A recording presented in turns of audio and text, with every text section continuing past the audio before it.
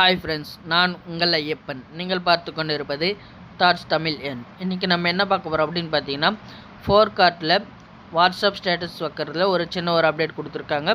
இது ரொம்ப பேருக்கு யூஸ்ஃபுல்லாக இருக்கும்.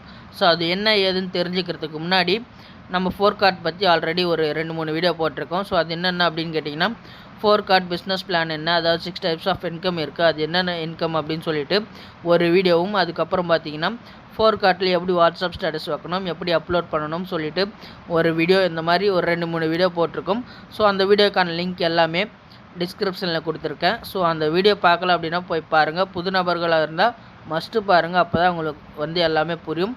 ஸோ அது பார்த்ததுக்கப்புறம் இந்த வீடியோக்கு வாங்க. அதே மாதிரி நீங்கள் யாராச்சும் ஃபோர்கார்ட்டில் ஜாயின் பண்ணணும்னு விருப்பப்பட்டீங்க அப்படின்னா ஸ்க்ரீனில் தெரிகிற என்னோடய நம்பர் கான்டாக்ட் பண்ணுங்கள். உங்களுக்கு எந்த விதமான டவுட்டாக இருந்தாலும் நீங்கள் தாராளமாக கேட்கலாம். ஸோ அந்த டவுட்ஸ் கிளியர் பண்ணதுக்கப்புறம் நீங்கள் விருப்பப்பட்டால் மட்டும் ஜாயின் பண்ணால் போதுமானது, சரிங்களா?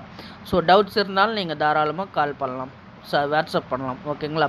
ஸோ ஓகே ஃப்ரெண்ட்ஸ், இன்றைக்கான அப்டேட்குள்ளே போகலாம்.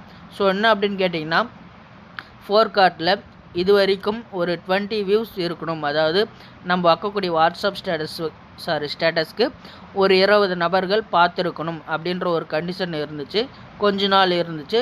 இப்போ அது திரும்பவும் இல்லை அப்படின்னு சொல்லியிருக்காங்க. இனிமேல் 20 மெம்பர்ஸ் நம்ம பார்த்துருக்கணும் வியூஸு அப்படின்ற கண்டிஷன்ஸ் கிடையாது, சரிங்களா? ஸோ அது இல்லாமல் பார்த்தீங்கன்னா, இன்னொரு விஷயம் என்ன அப்படின்னு கேட்டிங்கன்னா, இதுக்கு முன்னாடி பார்த்தீங்கன்னா நம்ம ஃபோர்கார்ட்டில் ஸ்டேட்டஸ் பிக்சர் கொடுப்பாங்க. ஸோ அந்த பிக்சரை தான் நம்ம ஸ்க்ரீன்ஷாட் எடுத்து நம்மளோட வெப்சைட்குள்ளே அப்லோட் பண்ணுவோம். இனிமேல் அது அப்லோட் பண்ண வேண்டிய அவசியம் இல்லை.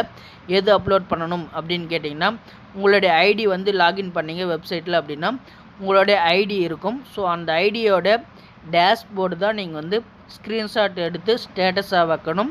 ஸோ ஸ்டேட்டஸ் வச்சதை நீங்கள் திரும்பி ஸ்க்ரீன்ஷாட் எடுத்து அப்லோட் பண்ணணும், சரிங்களா? வெப்சைட்டுக்குள்ளே அப்லோட் பண்ண வேண்டியது இனிமேல் என்ன அப்படின்னு கேட்டிங்கன்னா, உங்களுடைய டேஷ்போர்டு தான் நீங்கள் அப்லோட் பண்ணுற மாதிரி இருக்கும், சரிங்களா?